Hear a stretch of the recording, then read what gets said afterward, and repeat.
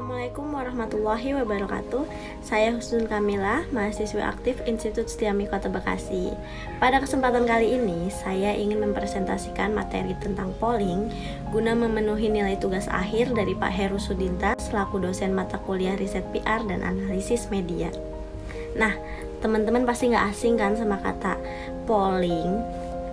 Apa sih polling? Nah, daripada bingung, kita bahas bareng-bareng yuk di video. Simak videonya dan jangan di skip. Polling adalah suatu kerja pengumpulan pendapat umum dengan menggunakan teknik prosedur ilmiah. Atau polling juga merupakan teknik pengumpulan suara atau pendapat masyarakat secara lisan ataupun tertulis. Polling biasanya dilakukan agar kita dapat mengetahui pendapat populasi dengan cepat atau efisien. Bentuk jawaban dari polling umumnya sederhana, seperti iya atau tidak, setuju atau tidak setuju, sudah atau belum, benar atau salah, dan lain-lain. Berikutnya adalah tujuan dari polling. Apa sih tujuan dari polling?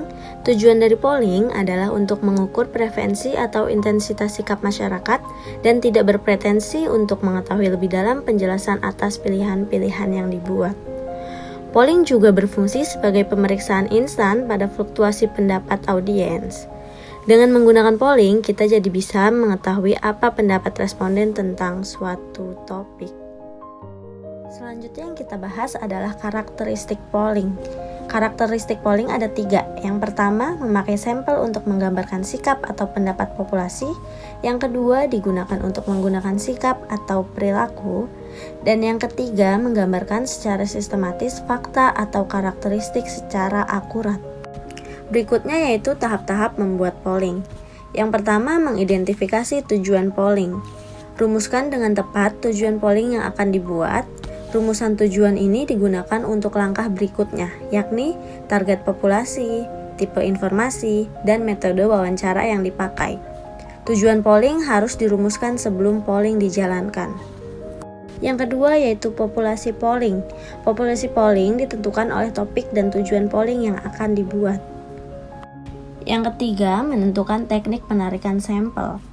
Dalam menentukan teknik penarikan sampel, ada beberapa hal yang harus dipertimbangkan, yaitu teknik penarikan sampel apa yang akan dipakai, apakah populasi menyebar atau mengumpul, dan pertimbangkan dana, waktu, dan sumber daya yang tersedia. Yang keempat, menentukan tipe informasi. Ada 2 cara untuk menentukan tipe informasi, yaitu 1.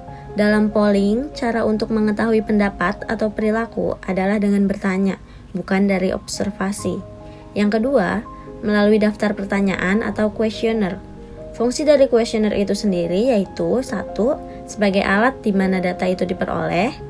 2. Sebagai alat mengukur pendapat seseorang. Yang kelima, waktu wawancara. Polling juga harus mempertimbangkan apakah polling dibuat untuk sekali waktu ataukah rangkaian waktu. Yang keenam adalah menentukan metode wawancara.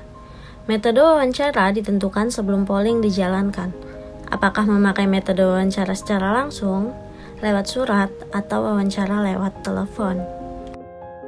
Berikutnya adalah skema tahapan polling sesuai prosedur teknik ilmiah. Yang pertama, topik polling, berikutnya populasi, selanjutnya target populasi, selanjutnya kerangka sampel, dan yang terakhir sampel. Selanjutnya yang akan kita bahas yaitu perbedaan polling dengan survei akademis. Perbedaan polling dengan survei akademis bisa dilihat dari 4 karakteristik. Yang pertama, kompleksitas jawaban yang diinginkan. Polling biasanya lebih sederhana dan survei akademis lebih kompleks. Yang kedua, jumlah pertanyaan dan kuesioner. Polling jumlah pertanyaannya lebih sedikit, sedangkan survei akademis lebih banyak. Yang ketiga, wawancara yang dibutuhkan. Polling juga lebih sedikit dan survei akademis lebih banyak. Yang terakhir yaitu waktu pelaksanaan. Polling umumnya waktunya itu pendek, sedangkan survei akademis waktunya itu panjang atau lama. Nah, itu dia tadi penjelasannya. Semoga bermanfaat dan semoga teman-teman mudah ya memahaminya. Saya Husnul Kamila pamit undur diri. Terima kasih. Wassalamualaikum warahmatullahi wabarakatuh.